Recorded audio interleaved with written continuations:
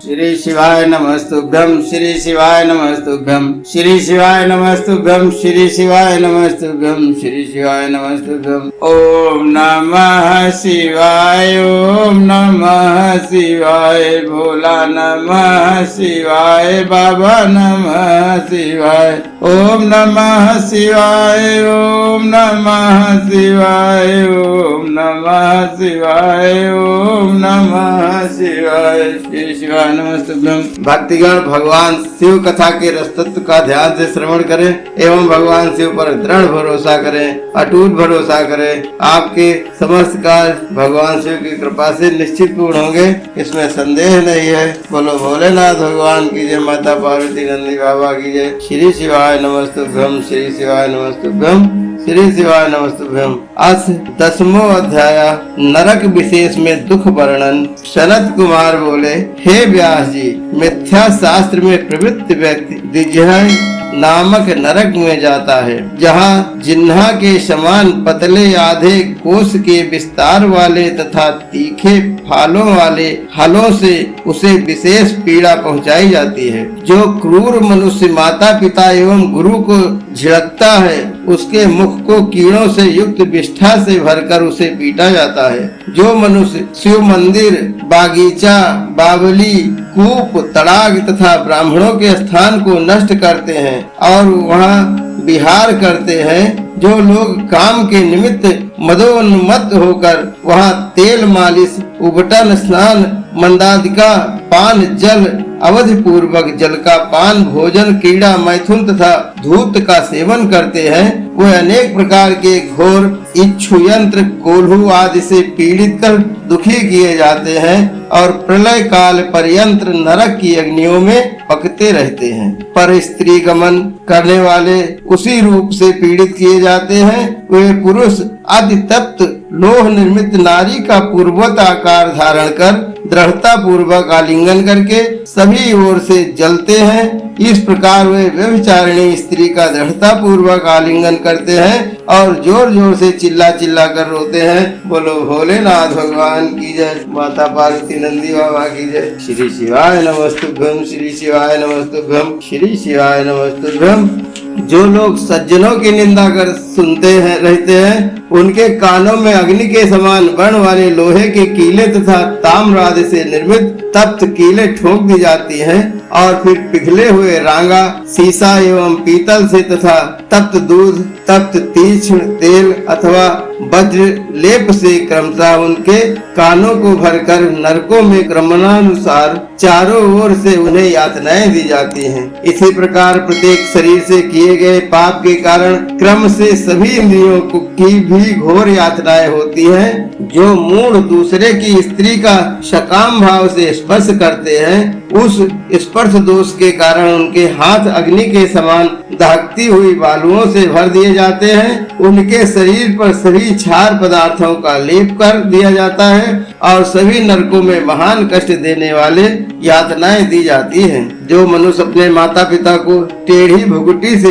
देखते हैं, उनकी ओर हाथ उठाते हैं, उन्हें आंख दिखाते हैं, उनके मुख लोहे के शंकुओं से दृढ़ता पूर्वक अंत तक चिरकाल पर्यंत छेदे जाते हैं। जो मनुष्य जिन इंद्रियों से पराई स्त्री को दूषित करते हैं, उनकी उन इंद्रियों को वैसे ही विकृत कर दिया जाता है। जो क्षुब्ध होकर अपलक दृष्टि से दूसरे की स्त्रियों का देखते हैं, उनके नेत्रों को अग्नि की जैसी सुइयों से तथा क्षार आदि पदार्थों से भर दिया जाता है। हे मानु शार्दुल, क्रम से यहाँ ये यातनाएं दी जाती हैं। यह सत्य है, इसमें संशय नहीं है। जो देवता अग्नि, गुरु एवं ब्राह्मणों को बिना दिए ही खा लेता है, उसकी जीभ तथा मुख लौह निर्मित तथा तपी हुई सैकड़ों किलो से भर दिए जाते हैं। जो मनुष्य देवता के लिए लगाए गए उद्यान के फूलों को लोभवश हाथ से तोड़कर सूंघते हैं और पुनः सिर पर धारण करते हैं, उनके सिर पर लोहे की तपी हुई कीलें ठोक दी जाती हैं और उनकी नाक अत्याधिक क्षार आदि पदार्थों से पूर्णता भर दी जाती है। जो लोग महात्मा, कथावाचक, धर्मोपदेशक, देवता, अग्नि, गुरु, भक्त तथा सनातन धर्म शास्त्र की निंदा करते हैं, उनके हृदय, कंठ, जिह्वा, दांत, मसूड़ों, तालु, ओठ, नासिका, मस्तक तथा समस्त अंगों के संध्य स्थलों पर 3 फल वाले अग्नि के समान लाल तप्त लोह शंकु मुद्गरों से ठोके जाते हैं। उसके बाद सभी जगह दीप्त छार से लेप किया जाता है।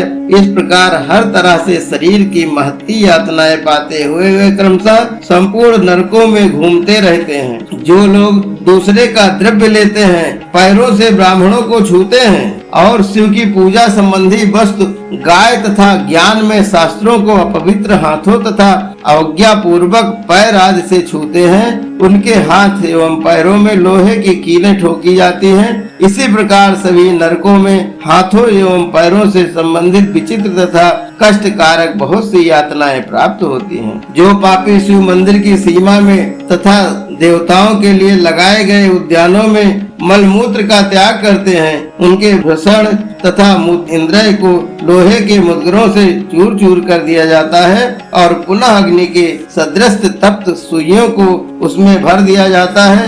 उनके अनंतर शीघ्र ही इस जीव की गुदा एवं शिशन में अत्यंत तीक्ष्ण क्षार पदार्थ अच्छी तरह से बार बार भरा जाता है, जिससे मन एवं सभी इंद्रियों में बड़ी तीव्र वेदना होती है। जो मनुष्य धन होने पर भी लोभ बस दान नहीं करते हैं और भोजन काल में घर पर आए हुए अतिथि का अपमान करते हैं, इस कारण से वे पाप के भागी होकर अपवित्र नरक में जाते हैं। जो लोग कौओं तथा कुत्तों को अन्न न देकर स्वयं भोजन करते हैं, उनके मुंह में 2 कीले ठोककर उसे खुला रखा जाता है। वे कीड़े, हिंसक जंतु एवं लोहे के समान चोंच वाले कौवे अनेक प्रकार के घोर उपद्रवों से उनके चित्त में पीड़ा पहुंचाते हैं। यम मार्ग अनुगमन करने वाले श्याम तथा सबल नामक जो 2 कुत्ते हैं, उन दोनों को मैं बलि देता हूँ, वह दोनों इस बलि को ग्रहण करें। पश्चिम, वायव्य, याम तथा नैऋत्य दिशा के जो कौवे हैं, वे पूर्ण कर्म वाले कौवे मेरी बलि को ग्रहण करें। इस प्रकार जो यत्न पूर्वक शिव मंत्रों से शिव का पूजन करके विधि पूर्वक अग्नि में होम कर शिव मंत्रों से बलि देते हैं, अर्थात बलि वैष्णव देव करते हैं, वे यमराज को नहीं देखते हैं और स्वर्ग को जाते हैं। अतः प्रतिदिन चौकोर मंडल बनाकर उसे गंध आदि से सुगंधित कर ईशान कोण में धन्वंतरि के लिए तथा पूर्व दिशा में इंद्र के लिए बलि प्रदान करना चाहिए। पुनः दक्षिण में यम के लिए, पश्चिम में शुद्ध क्षोम के लिए, दक्षिण में पितरों के लिए और पुनः पूर्व में आर्यमा को बलि प्रदान करके द्वार देश पर धाता एवं विधाता को बलि देनी चाहिए। कुत्ते के स्वामियों तथा पक्षियों के लिए भूमि पर बलि देनी चाहिए। देवता, पितर, मनुष्य, प्रेत, भूत, गुहाक, पक्षी, क्रम एवं कीटों से गृहस्थ उपजीवित होता है, अर्थात ये सभी गृहस्थ के आश्रम से निर्वाह करते हैं। स्वाहाकार, सुधाकार, तीसरा वसटकार तथा हंतकार, ये धर्ममयी धेनु के 4 स्तन हैं। देवता स्वाहाकार स्तन का, पितर स्वधाकार स्तन का, अन्य देवता तथा भूतेश्वर वसटकार का और मनुष्य हंतकार स्तन का निरंतर पान करते हैं। जो मनुष्य श्रद्धा से इस धर्ममयी धेनु के लिए बताई गई विधि का निरंतर अनुपालन करता है, वह अग्नि के समान तेजस्वी एवं पवित्र हो जाता है और जो उसका त्याग करता है वह शांत होकर तामिस्त्र नरक में डूबता रहता है। इसलिए उन सबको बलि प्रदान करके क्षण मात्र द्वार पर रुककर अतिथि की प्रतीक्षा करें और यथाशक्ति अपने भोजन से भूखे अभ्यागत अथवा अपने ही गांव के रहने वाले किसी व्यक्ति विधि पूर्वक उत्तम अन्न का भोजन कराएं। जिसके घर से अतिथि निराश होकर लौट जाता है, वह उस व्यक्ति को अपना पाप देकर और उसका पुण्य लेकर चला जाता है। उसके बाद मधुर अन्न को खाने वाला मनुष्य श्रृंखलाओं से आबद्ध होकर जिन्हा के वेग से बिंधा वह चिरकाल तक नरक में निवास करता है। तिल तिल भर उसका मांस काट कर और रुधिर को निकाल कर उन्हें खाने के लिए दिया जाता है। इसके बाद कोड़ों से मार कर उसे बहुत कष्ट दिया जाता है। अत्यधिक भूख और प्यास व्याकुल होकर वह बहुत कष्ट पाता है।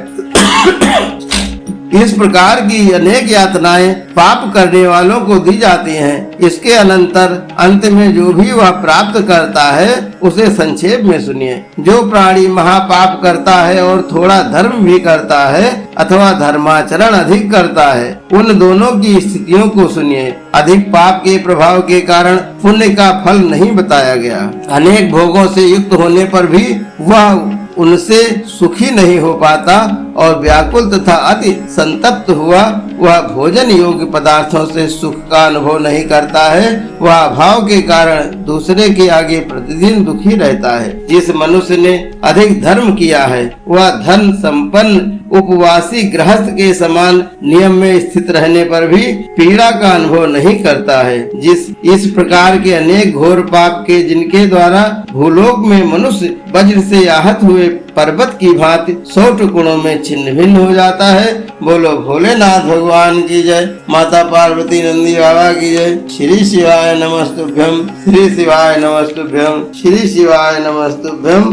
भोलेनाथ दया करना मैं तेरे भरोसे हूँ। भोले बाबा कृपा करना मैं तेरे भरोसे हूँ। तेरा ही दिया मैंने खाया पिया है, तेरा ही दिया मैंने खाया पिया है। तेरा शुक्रिया है, तेरा शुक्रिया है। मुझे भोले बाबा ने सब कुछ दिया है। तेरा शुक्रिया है, तेरा शुक्रिया है। हर हर महादेव, हर हर महादेव, हर हर महादेव।